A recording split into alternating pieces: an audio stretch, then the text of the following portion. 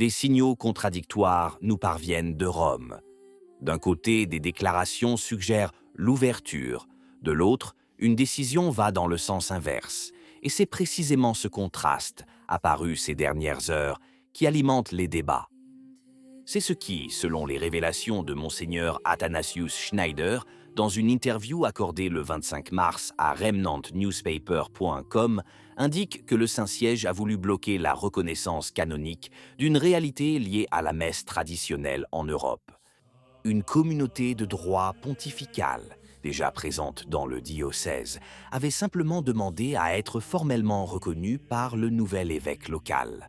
Rien d'extraordinaire, rien que le droit canonique n'autorise.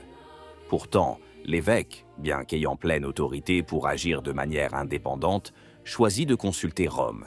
Et Rome répondit « non », sans justification théologique publique, sans clarification disciplinaire. Simplement une interdiction.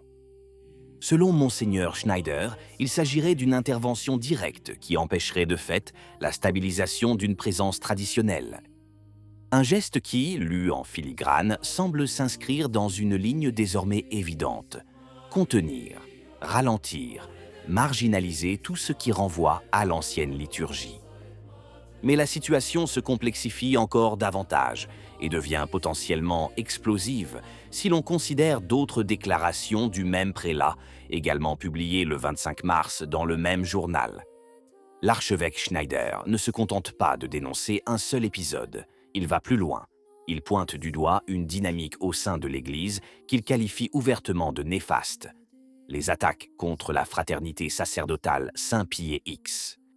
Selon l'évêque, ce ne sont pas seulement les milieux progressistes qui critiquent la fraternité Saint-Pied X, même des groupes liés au monde traditionnaliste, ainsi que des cardinaux et des évêques ont adopté une attitude hostile, allant jusqu'à qualifier les membres de la FSSPX de schismatiques et à réclamer des sanctions. Une phrase que Schneider juge sans détour. Cela n'aide pas. Il faudrait faire l'inverse. Pour le prélat, la question est d'ordre ecclésiologique avant même d'être disciplinaire. L'Église, affirme-t-il, est une seule famille. Et la fraternité, qu'on le veuille ou non, en fait partie. Pour expliquer la gravité de la situation, Schneider rappelle un précédent historique précis, la crise arienne du IVe siècle. Une période durant laquelle, selon le témoignage de saint Basile le Grand, même les fidèles à la vérité se retrouvaient à se disputer, tandis que la majorité des évêques se rangeait du côté de l'erreur. L'image qui se dégage est saisissante, une bataille navale de nuit et de brouillard, où des navires amis finissent par s'entrechoquer, incapables de distinguer le véritable ennemi. C'est précisément ce qui se produit aujourd'hui, selon Schneider. D'où cet appel, cessons les attaques internes et unissons nos forces, non pas contre qui que ce soit, mais pour exiger quelque chose de précis, un geste du pape. Un geste qui, s'il était confirmé, marquerait un tournant, accordé à la fraternité Saint-Pied X l'autorisation de procéder à des consécrations épiscopales. Une possibilité que beaucoup jugeraient impensable. Mais Schneider la propose ouvertement comme un acte généreux et exceptionnel, susceptible de restaurer la confiance et d'inaugurer une nouvelle phase dans les relations entre Rome et la fraternité. Et c'est là qu'apparaît l'un des passages les plus controversés. Car, selon l'évêque, la compagnie de Jésus n'est pas extérieure à l'Église. Elle n'est pas une entité séparée. Elle n'est pas, à proprement parler, schismatique. Les arguments avancés sont concrets. La FSSPX cite le pape et les évêques dans le canon de la messe, a reçu du Vatican des facultés de confession et, dans certains cas, a même obtenu des postes officiels. Schneider cite un fait emblématique, la nomination de Monseigneur Bernard Fellet, figure de proue de la société, comme juge dans une enquête canonique concernant un prêtre. La question qui se pose est provocatrice mais directe. Comment un schismatique présumé peut-il exercer un rôle reconnu par la même autorité qui devrait le considérer comme hors de la communion ? C'est là que la discussion s'élargit davantage, abordant l'une des questions les plus délicates, la relation entre obéissance et schisme. Selon Schneider, il existe aujourd'hui une simplification dangereuse, l'idée que toute désobéissance au pape équivaut automatiquement à une rupture de la communion ecclésiale. Or, ce n'est pas le cas. L'évêque insiste. Tout acte contraire à la volonté du pape ne constitue pas un schisme. Il donne un exemple concret et particulièrement délicat. Les consécrations épiscopales sans mandat papal. Elles sont illégales, bien sûr, mais elles ne constituent pas, en soi, un mal absolu, ni un acte schismatique de facto. Cette position contredit ouvertement un discours qui s'est consolidé au cours des dernières décennies et qui s'inscrit dans une analyse plus large de la situation actuelle de l'Église. Pour Schneider, nous nous trouvons en effet dans une phase de profonde confusion. Le magistère et la liturgie sont partiellement obscurcis, non pas annulés, mais obscurcis par une influence qu'il définit clairement, le néo-modernisme. Un mélange de naturalisme et de relativisme qui, selon le prélat, influence les structures ecclésiales et les choix opérationnels du Saint-Siège.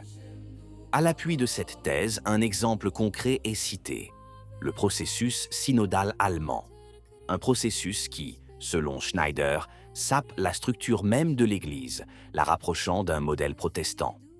Pourtant, observe l'évêque, Rome n'interviendrait pas de manière décisive pendant des années. Un silence qui contraste nettement avec la fermeté affichée face aux réalités traditionnelles. Et ce n'est pas tout. Schneider cite également des exemples précis de communautés liées à la fraternité Saint-Pierre, et donc pleinement reconnues, qui auraient été fermées par les évêques locaux sans que les appels au Saint-Siège n'aient eu le moindre effet concret. Deux poids, deux mesures. Telle est la question qui se dégage, implicitement mais avec force, de toutes ces déclarations. D'un côté, la tolérance ou la lenteur face aux dérives doctrinales.